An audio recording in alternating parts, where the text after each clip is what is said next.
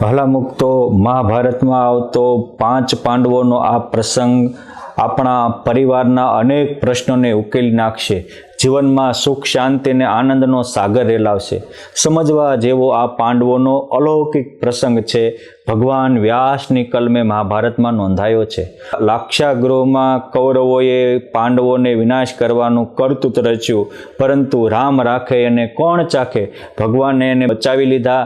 પછી એ તપસ્વીનો વેશ ધારણ કરી અને વિચરણ કરતા કરતા એક ચક્રા નદીમાં આવીને રહ્યા.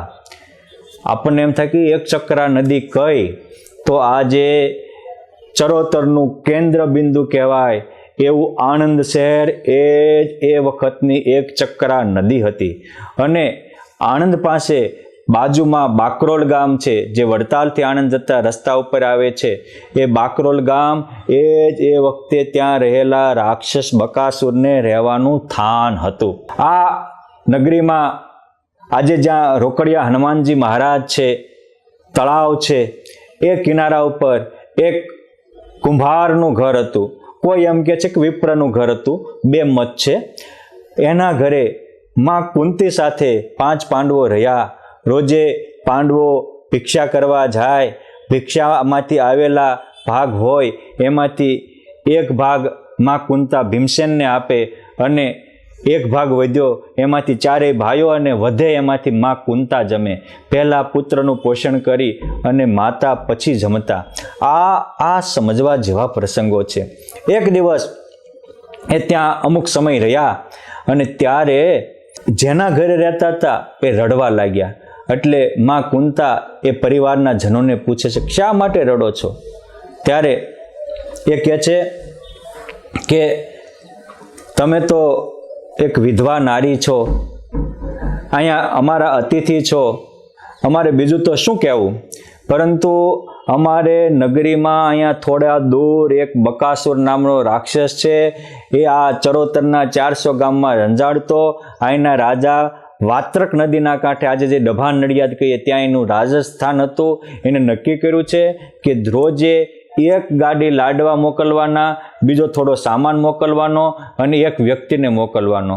આવું દુઃખ અમે આ વિસ્તારમાં 22 વર્ષથી ભોગવીએ છીએ.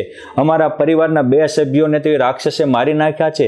આજે હવે અમે પરિવારમાં 4 જણા છીએ. એક અમારો દીકરો છે, દીકરી છે અને 2 અમે છીએ. અમારો વારો છે એટલે અમારે જવું છે. ત્યારે એના પત્ની કહે છે કે હું જાઉં. ત્યારે એના પતિ કહે છે કે ના, સતી નારીને માટે તો આખા સમાજનો અર્પણ કરી દેવો હોય તો સતીને બચાવી જોઈએ. તું સતી નારી છો, માટે મારા પતિનો ધર્મ છે કે સતીને બચાવી. ત્યારે આ એ કહે છે કે સતી નારીનો ધર્મ છે કે પ્રાણની કુરબાની કરીને પતિને બચાવો. ત્યારે એના દીકરો અને દીકરી કહે છે કે તમે માતા પિતા પવિત્ર કુળના છો, તમે રહો, અમે તમારા માટે બલિદાન આપશું. તમે વિચાર કરો કે એક પરિવારના જનો એકબીજાના દુઃખમાં કેવા સહભાગી થાય છે. આજે વિશ્વ સ્વાર્થના ચક્કરમાં ગૂંચાયું છે અને સ્વાર્થનું શિવલિંગ આવે ત્યારે ક્યાંય શાંતિ ન હોય.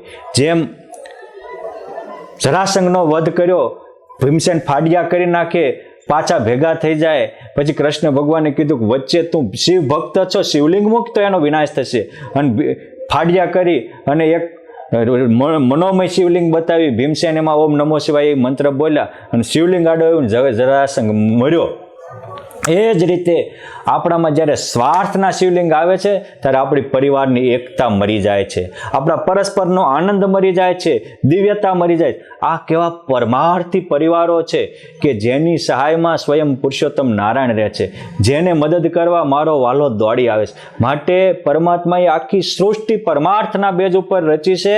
તો આપણે પણ થોડા પરમાર્થી બનો. પરમાર્થી અને પવિત્રતાની પર્ણકુટીએ પરમેશ્વર આવે છે. માં કુંતા કહે છે કે ના, તમારે કોઈને જવું નથી, મારો દીકરો જાય છે. અમારે તો 5 છે, તમારે તો એક જ છે. કોણ જાય છે? તો કે મારો દીકરો ભીમ જાય છે. એ એવો છે કે એને બ્રહ્માંડમાં કોઈ મારી શકે એવો નથી. આજે મારો દીકરો ભીમ જશે અને એ રાક્ષસનો નાશ કરી તમારા આખા નગરનો ઉદ્ધાર કરશે. આ હતા માં કુંતા. એટલે પુરુષોત્તમ નારાયણ કૃષ્ણ ભગવાન પણ એને ફૈબા કરી અને કુંતા માતા કે એમ કરવા લાલાયત થઈ જતા હતા કે જે બીજાના દુઃખમાં દુઃખી થાય છે અને બીજાના ભલામાં પોતાની ભલાઈ સમજે છે, બીજાના સુખમાં પોતાનું સુખ સમજે છે. પછી જ્યારે યુધિષ્ઠિર વગેરે ભિક્ષા માગીને આવ્યા, કુંતા માતા ઉદાસ હતા. એ કહે છે કેમ? તો કે આજે તમારે મારું એક વચન માનવાનું. શું? તો કે આપણે જેના ઘરે ખાધું છે એનું અન્ન આપણામાં હોવાથી એને મેં કહ્યું છે કે તમારા વચ્ચે આપણો ભાઈ મરવા જાય છે, માટે ભીમસેનને મરવા મોકલો. તે અર્જુન કે ના માં, ભીમસેન નહીં, હું જાય. યુધિષ્ઠિર કે હું જાય. સહદેવ નકલ કે હું જાય. ત્યારે કુંતી માતા કે ભીમસેન ઉપર ભગવાનના હાથ છે ને મારા પણ 4 હાથ છે. મેં સતીત્વના પ્રભાવે ભીમસેનને અમરવર આપ્યું છે, એટલે ભીમસેનને કોઈ મારશે નહીં અને એનો વધ ભગવાને ભીમસેન દ્વારા નિશ્ચિત કર્યો છે, માટે ભીમસેનને જ જવા દો. અને ભીમસેનને કહ્યું કે હા ભીમ, આ લાડવા લઈને જવાનું છે. અને લાડવાની વાત આવે ત્યાં ભીમને તો મોઢામાં પાણી આવે. તરત જ ગાડું લઈને ગયા. આજે જે બાકરોલ ગામ છે ત્યાં એ વખતે જંગલી પ્રદેશ હતો અને ત્યાં જઈ ભીમસેને બધા જ લાડવા પહેલા ખાઈ ગયો. પછી એક દેગડું દૂધ હતું એ પી ગયો અને પછી બેઠો. અને પછી રાક્ષસ આવ્યો એટલે કે ખાવાનું ક્યાં ગયું? તો ખાવાનું હતું એ ખાઈ ગયા. કે દૂધ ક્યાં ગયું? પીવાનું હતું એ પી ગયા. અરે કે મારી સામું બોલે એમ કરીને એ બકાસુર રાક્ષસ જ્યારે ભીમસેન સામે લડવા તૈયાર થયો ત્યારે ભીમસેને મોટું ઝાડવું ઉપાડી અને એ બકાસુરને માથે નાખી અને એક જ પ્રહારે એના પ્રાણ પંખીડા ઉડાડી દીધા. દેવોએ પુષ્પની વૃષ્ટિ કરી. એ જ વખતે ભગવાને પણ એનામાં 16 કળા જેટલી શક્તિ મૂકી અને જે બીજા માટે કુરબાન કરવા થાય તૈયાર એને પરમાત્મા શક્તિ આપે છે. ભગવાનની શક્તિથી ભીમસેનનો વિજય થયો. પછી આ પ્રસંગથી સમજવા જેવા 3 પોઈન્ટ છે. એક સમજવા જેવો પોઈન્ટ એ છે કે આપણે જ્યારે સ્વાર્થથી મટીને પરમાર્થી કરીએ ત્યારે ભગવાન આપણામાં શક્તિ આપે છે. બીજો પોઈન્ટ એ કે જ્યારે વિજય થયો ત્યારે ગામ લોકોને ખબર પડી એટલે કુંતી માતાને એને વિચાર્યું કે હવે જો અહીં રહેશું તો લોકો સન્માન કરશે અને આપણો લક્ષ્ય લોકોની કારકિર્દીને સન્માન કમાવવું એ નથી. આપણો લક્ષ્ય તો ભગવાનને રાજી કરવા અને પરબ્રહ્મને પામવું એ છે. એટલે બીજે દિવસે સવારે જ એ પરિવારની રજા લઈને એ નીકળી ગયા. આ ખબર પડી એટલે નગરજનોએ આવ્યા અને કહ્યું કે આ રાક્ષસને મારનાર પરિવાર ગયો ક્યાં? તો કે તો નીકળી ગયા. કાંઈ કીધું તો કે એ કે અમારા લક્ષ્ય નહીં. આપણને તો થોડીક જગતની માન કીર્તિ મળતી હોય તો આપણે એમાં લથબથ થઈ જઈએ છીએ. અરે યશની ઈચ્છા જાય તો હરિવશ થાય, કીર્તિની ઈચ્છા જાય તો મૂર્તિ સિદ્ધ થાય. એ બોલવું બહુ હેલું છે મારા બાપ, પણ એ મૂકવું બહુ કઠણ છે. મોટા ભાગના લોકો દાન પણ આવી રીતે પોતાની કારકિર્દી માટે કરતા હોય છે, પરંતુ સત્ય માટે કરેલું બધું સત્ય બની જાય છે. સાતો અમૃતા ઈશ્વરની ભક્તિ અમૃત સ્વરૂપા છે અને એ અમૃત રૂપી ભક્તિ કરો પાતાલ મેં પ્રગટ હોત આકાશ, દાબી દુબી ના રહે કસ્તુરી કી બાશ. એ રીતે એ ભક્તિને પામીને આપણે પૂર્ણકામ બનીએ ત્યારે જ આવી સહાય થાય. માટે એક તો આપણું લક્ષ્ય જાગૃત રાખવું, બીજાનું જોવામાં આપણું લક્ષ્ય ચૂકાઈ ન જાય એ વિરલ પુરુષોએ ધ્યાન રાખવું જોઈએ. એ હતા વિરલ પાંડવો. એ નીકળી ગયા ત્યારે ભગવાન વ્યાસ પ્રગટ થયા, ધ્રમ્ય ઋષિયાદિક પ્રગટ થયા અને કહે છે ભગવાન વ્યાસ કે તમે આ બહુ મોટું કામ કર્યું ને તમે વચ્ચે કારકિર્દીમાં અટક્યા નહીં, માટે હવે તમારા માટે ભાગ્યના દરવાજા ખુલી જાય છે. આપણે પણ કનક કાંતા અને કારકિર્દીથી પર થઈએ ત્યારે અલૌકિક આનંદના દરવાજા આપણા ખુલ્લા થાય છે. પછી વ્યાસ ભગવાન કહે છે કે હવે તમે પંચાળ નરેશ દ્રુપદ રાજાની દીકરી દ્રૌપદીનો સંયમ વર્ષે ત્યાં જાઓ. ત્યાં એ દ્રૌપદી અર્જુનજીને વર્ષે અને તમારું અડધું રાજ્ય તમને મળશે અને તમારી કીર્તિ યુગો સુધી અમર થશે. આ રીતે વ્યાસ ભગવાને એને રસ્તો બતાવ્યો અને પછી પાંડવો ગયા. આજે પણ ગુજરાતમાં જે થાણ વિસ્તાર છે ત્યાં આજે પણ સંયમવર દ્રૌપદીનો થયો તો એ વસ્તુ છે. એટલે એક મતે પાંચાળ નરેશ એ ગુજરાતના હતા.